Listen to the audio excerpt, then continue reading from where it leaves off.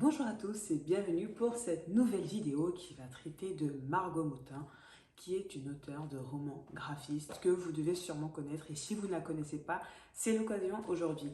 Alors certains diront que c'est plutôt féminin, c'est vrai, c'est une auteure féminine qui écrit sur les nanas à la trentaine, quand elles sont mamans, avec tout l'univers autour, du chéri, des séparations, des enfants qui nous pompent l'air.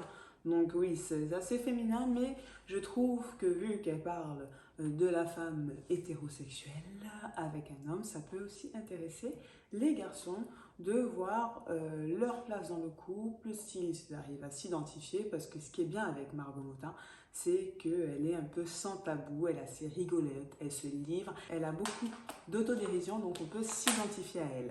Je vais vous parler d'elle parce que ça fait des années que je l'adore, cette nana. Je lis quasiment tous ses romans graphiques. Je ne suis pas forcément très roman graphique, mais elle particulièrement, c'est hyper drôle.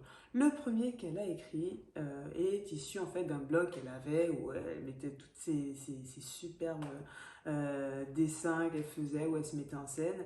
Et puis ça donnait le premier qui est J'aurais adoré être ethnologue. Donc c'est...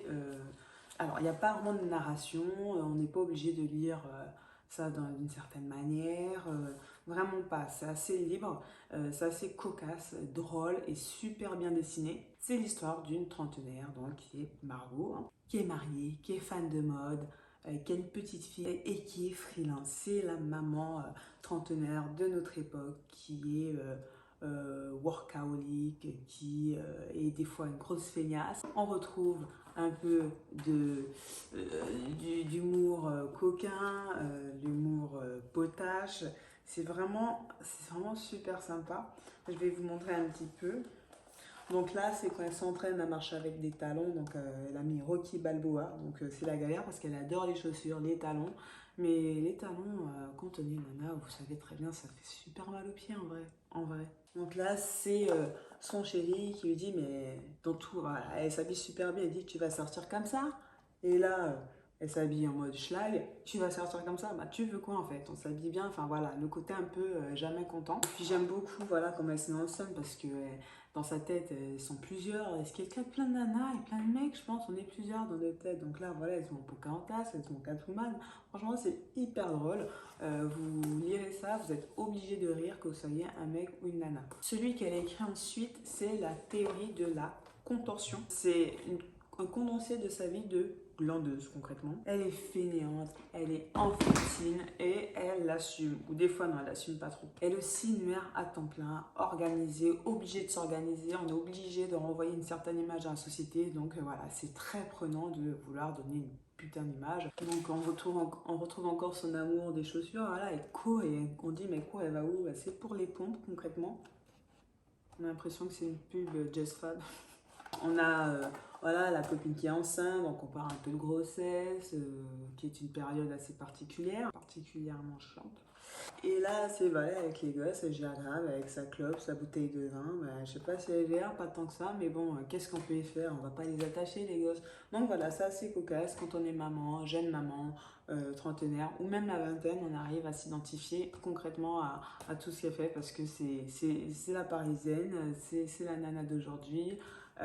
Donc je m'imagine, voilà, j'arrive très bien à m'identifier à elle. Ensuite, il y a eu la tectonique des plaques. Et là, bah, c'est un peu triste, c'est qu'elle s'est larguée, donc elle essaie voilà, de vivre l'après-rupture, l'après-tout avec ta gamine, voilà, c'est pas évident. Donc, sa fille est toujours aussi présente, donc voilà, qui vient la réveiller.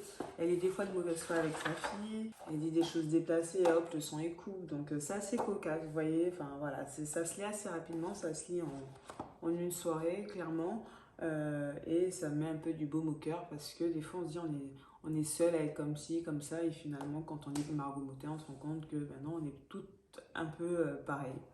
À part si vous voulez l'apanage de l'originalité dans ce cas-là, ben non. Et le dernier, qui je trouve est différent donc déjà en termes de graphisme, au niveau des dessins, où je trouve que c'est moins précis et l'histoire, ben, limite, c'est un peu triste, hein. parce que il s'appelle Le Printemps suivant, donc c'est la première partie. Il va y avoir une suite que j'ai hâte de découvrir, donc c'est Les Vents lointains. Et dedans, c'est donc elle s'installe avec son chéri et leurs filles respectives. Et on se rend compte que voilà, c'est difficile d'apprivoiser l'autre. Les vents lointains, là, en fait, dedans, il y a la métaphore de la houle qui est la métaphore du couple. Et la houle, c'est un vent lointain, justement, qui fait bouger les vagues qu'on voit au bord de la plage, en fait. Et donc, c'est comme si ça annonce un ouragan. Et c'est vrai qu'il est un peu plus touchant. Et puis elle est un peu plus détestable dedans parce qu'elle est de mauvaise foi, elle est égoïste, elle n'arrive pas du tout à faire des concessions et donc l'entente du couple est assez compliquée. C'est un regard assez innovateur parce que oui, la vie n'est pas un long fleuve tranquille et j'ai hâte de lire la suite pour savoir ce qui se passe. Donc dans le couple, il y a des hauts et des bas et là on voit un peu surtout les bas. Avec des enfants à gérer, c'est pas évident, donc voilà. C'est vraiment Margot Motin, elle dépeint assez bien notre société contemporaine. Hein. Le premier tome, excusez-moi, je ne l'ai pas dit, j'aurais adoré être ethnologue. Il est sorti, je pense, en 2009, si je ne me trompe pas. Et les autres suivants, donc des années 2010. Donc c'est assez contemporain. On se voit, on comprend ce qu'elle vit avec beaucoup d'humour, mais ça fait vraiment chaud au cœur. Donc voilà, j'espère que vous avez adoré cette petite vidéo sur Margot Motin et vous allez adorer, je vous l'assure. Sur ce, je vous dis sayonara.